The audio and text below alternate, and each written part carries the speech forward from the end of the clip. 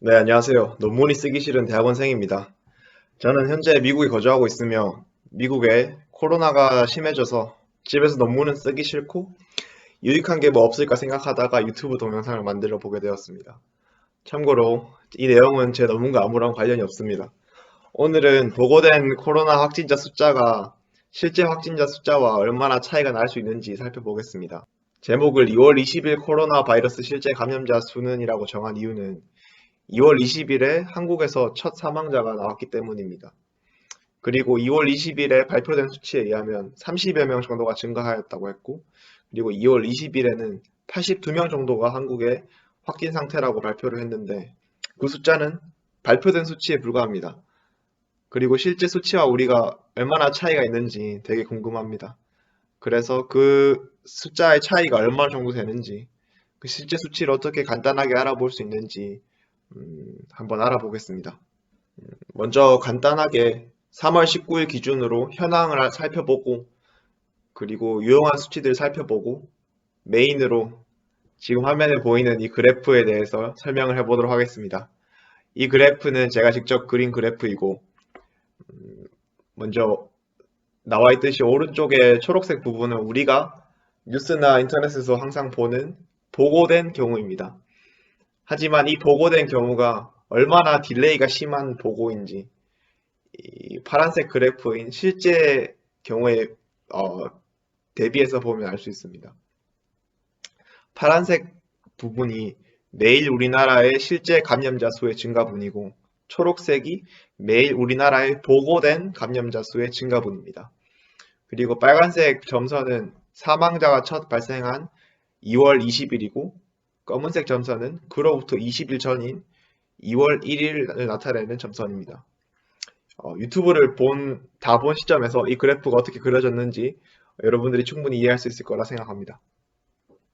제가 곧 설명할 분석 내용들은 전부 토마스 푸에어의 분석을 바탕으로 했고, 그 다음에 그 분석을 바탕으로 만들어진 칸 아카데미 동영상을 참조했습니다. 동영상을 굳이 만드는 이유는 좋은 내용임에도 불구하고 번역이 안 되어 있고, 그 다음에 한국 데이터로 보여지지 않아서 제가 할 수 있는 부분이 있다고 생각해서 만들게 되었습니다. 기존 내용과 추가된 내용들의 출처 모두 동영상 소개 부분에 남겨놓도록 하겠습니다. 궁금한 내용이나 오류는 댓글로 남겨주시기 바랍니다. 먼저 우리가 코로나 바이러스에 관심이 있는 분이라면 항상 체크를 하는 그런 수치들입니다. 파란색은 보고된 케이스 감염자 수이고, 그 다음에 노란색은 현재 진행되고 있는 감염자들의 수이고, 그리고 초록색은 회복된 숫자, 그 다음에 빨간색은 사망자 숫자입니다. 두 번째로는 국가별 상황인데 이 상황들은 이미 인터넷이나 언론에서 많이 보고가 되고 있기 때문에 넘어가도록 하겠습니다. 방금 살펴본 그래프들은 전부 보고된 데이터를 기반으로 한 그래프들입니다. 그러면 우리가 알고 싶은 것은 우리나라에 보고되지 않은 감염자들은 대충 얼마나 있었을까가 궁금합니다. 토마스 푸에어의 내피셜에 의하면 이 질문을 답하는데 네 가지 재료가 필요합니다. 치사율과 잠복기, 증가율, 사망하는 데 걸리는 시간 이 네 가지 재료를 가지고 잘 짬뽕을 하면 그 어떤 시기에 어떤 시점에 알려지지 않은 실제 코로나 감염자 숫자를 추정해 볼 수 있습니다. 그의 내피셜을 이해하기 위해서 먼저 치사율을 살펴보도록 하겠습니다. 토마스 푸에어는 두 개의 치사율을 소개했습니다. 첫 번째 치사율은 우리가 굉장히 흔히 사용하고 있는 치사율입니다. 언론에서 혹은 뉴스에서 보이는 치사율은 첫 번째 치사율입니다. 하지만 이는 다소 과소평가된 수치입니다. 왜냐하면 코로나가 진행 중인 환자들 중에서 사망자가 다수 발생할 수 있기 때문입니다.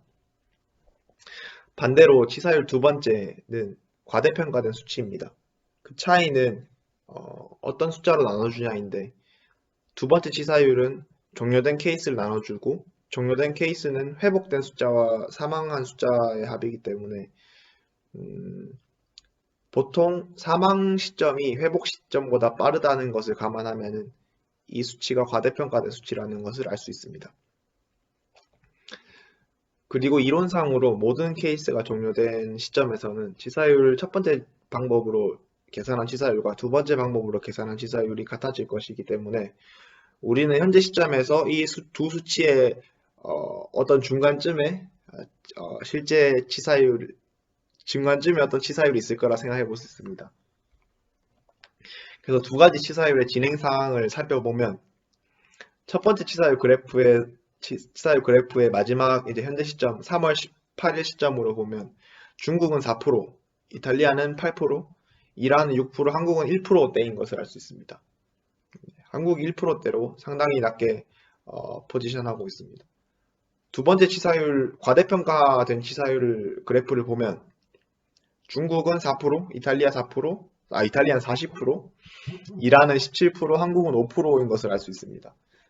위에서 봤듯이 모든 케이스가 종료되는 시점에는 치사율 1과 치사율 2가 상당히 근접하게 됩니다. 그런데 중국의 경우 4%로 수치가 되게 비슷하므로 중국의 경우는 상당히 끝무렵에 있다는 것을 알 수 있습니다.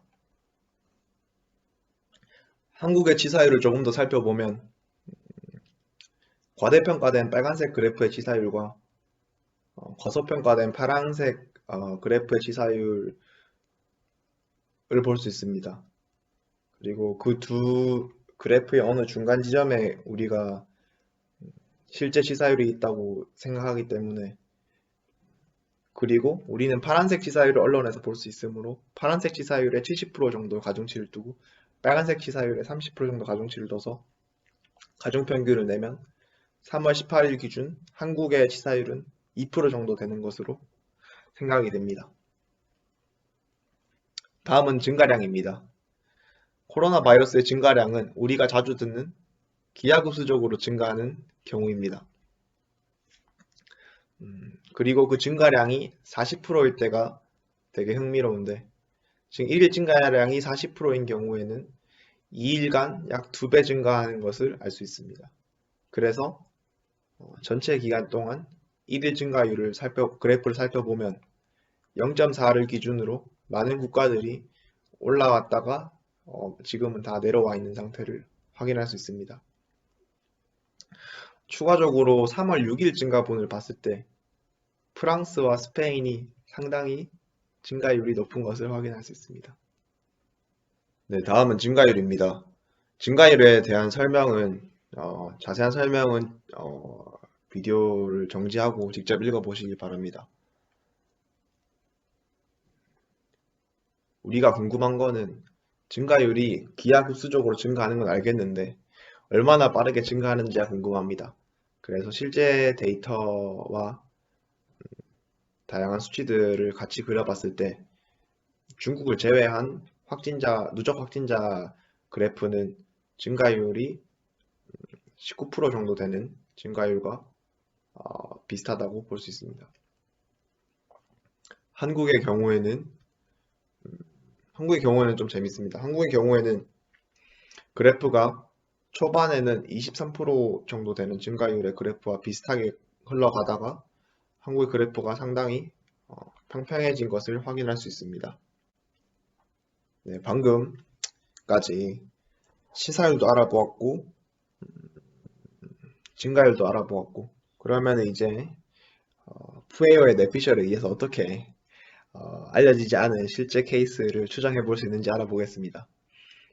그리고 알아보기 전에 사실 아셔야 할 것은 푸에어의 내피셜일 뿐이고 실제로 완벽하게 알아낼 수 있는 방법은 없습니다. 왜냐하면 무증상자들도 많고 테스트를 안 한 사람도 많기 때문입니다. 특히 중국의 데이터 같은 경우에는 시진핑이 얼마나 축소시켜서 발표한지도 알 수 없기 때문입니다. 그래서 사실 해볼 수 있는 가장 쉬운 방법은 확진 환자들에게 언제 처음으로 증상이 나타났는지 물어보는 것입니다. 그러면 그 처음 증상이 나타나는 시점에서 잠복기를 빼면은 그 확진 환자가 언제 처음 실제로 확진이 되었는지를 추측해 볼 수 있습니다. 그리고 그것을 실제로 한 그래프가 여기 있습니다. 위에 그래프에서 오렌지색은 우리가 뉴스를 통해서 알 수 있는 그래프입니다. 2는 의사가 환자를 직접 만나서 진료 후에 확진 판정을 받았을 때 비로소 카운트되는 숫자입니다. 어, 이 그래프에서 봤을 때 오렌지색의 그래프가 얼마나 왼쪽에 짙은 색의 그래프에 비해서 딜레이 되어 있는지 알 수 있습니다. 이렇게 환자들에게 언제 처음 증상이 나타났는지 물어봄으로써 실제 이 환자가 처음 코로나가 발생했는 시점을 알아내는 방법은 되게 단순하고 간편하지만 이 방법은 증상이 있는 환자한테만 적용이 되고 환자가 첫 증상이 언제 일어났는지 정확하게 알려주는 경우에만 유용합니다. 그러면 추가적인 방법은 어떤 것이 있는지 살펴보겠습니다. 우리는 앞서 제가 말씀드렸던 그 4가지 중요한 정보를 활용할 필요가 있습니다. 첫 번째 사망률, 두 번째 잠복기, 그리고 사망하기까지 걸리는 시간, 그리고 확진자가 2배 증가하는데 걸리는 일수입니다. 사망률은 한국의 경우 앞에 살펴봤듯이 과소평가했을 때 1%, 과대평가했을 때 5% 사이입니다. 뉴스에서 볼 수 있는 숫자는 1%이고 계산의 편의를 위해서 1%로 가정해보고 진행하겠습니다. 잠복기 추정치는 제가 링크를 걸어둔 곳에 가면은 추정치가 나와 있습니다. 그래서 여기 추정치의 일수를 보면은 대충 5일 정도라고 하고 해보겠습니다. 잠복기가 5일이라는 말은 코로나 바이러스 걸리고 유증상자의 경우에 5일 뒤에 증상이 나타난다는 말입니다. 또 되게 중요한 추정치인 사망에 이르는 시간입니다. 아래 표에서 보면은 사망에 이르는 추정치는 보통 15일 정도로 가정해보고 진행해 보겠습니다. 그리고 다음 중요한 정보는 감염자가 2배 증가하는데 걸리는 일수입니다. 여기 보이는 추정치는 보시다시피 편차가 있고 우리는 이미 한국 데이터에서 평균 1일 증가량을 계산할 수 있습니다. 평균 1일 증가량은 22%이고 0.22%이고 22%이고 그래서 이 22%라는 말은 4일 정도마다 감염자가 2배로 늘어난다는 말입니다. 정확하진 않지만 4일마다 2배가 된다고 가정하고 분석을 해보도록 하겠습니다. 정리를 해보면 우린 다음과 같은 추정치들이 있습니다. 사망률은 1%, 잠복기는 5일, 사망하기 전까지 걸리는 시간 15일, 그리고 감염 확진자 수가 2배 증가하는데 걸리는 일수는 4일입니다. 한국에서 첫 사망자가 발생한 날은 2월 20일이고 국내에서 첫 확진자가 발생한 날은 1월 10일입니다. 이 모든 정보를 이용해서 우리가 뉴스에서만 보던 이 그래프가 얼마나 실제 처음 코로나 바이러스가 걸렸던 그 숫자와 얼마나 차이가 있는지 살펴보겠습니다. 첫 사망자가 발생한 시점은 2월 20일입니다. 빨간 점선으로 나타나는 2월 20일입니다. 우리는 이 환자가 감염 후 증상이 나타나고 사망하기 전까지 시간이 20일이 걸린다고 가정을 했기 때문에 이 사망자가 처음 코로나에 걸렸을 날짜는 20일 전인 2월 1일이라고 추정해 볼 수 있습니다. 그리고 또한 한국의 사망률을 우리가 1%라고 가정했기 때문에 20일 전인 2월 1일 시점에서 감염자 수는 100명이라고 추정해 볼 수도 있습니다. 그러면은 이 100명이 20일 뒤인 2월 20일 시점까지 얼마나 증가했느냐는 우리가 또 가정한 2배 증가하는데 걸리는 일수를 이용해야 됩니다. 우리는 4일마다 감염자 수가 2배로 는다고 가정했습니다. 이 말은 100명이 200명 되는데 4일이 소요되고 그 다시 200명이 400명, 400명이 800명 이렇게 2배 증가하는데 4일씩 걸립니다. 그런데 우리는 2월 1일에서 20일까지 총 20일이기 때문에 20일 후에 첫 발생자가 발생한 2월 20일에는 1600명이 추가되어서 3200명이 실제로 감염된 상태라고 결론을 내릴 수 있습니다. 그래서 지금 이 그래프에 보면은 근데 방금 제가 얘기했던 1600명이 더 추가되는 거는 4일에 걸쳐서 1600명이 추가된다는 말입니다. 어, 네. 그리고 이 숫자는 굉장히 보수적인 숫자입니다. 왜냐하면은 2월 1일에 감염자가 50명밖에 없다는 가정을 하였기 때문입니다.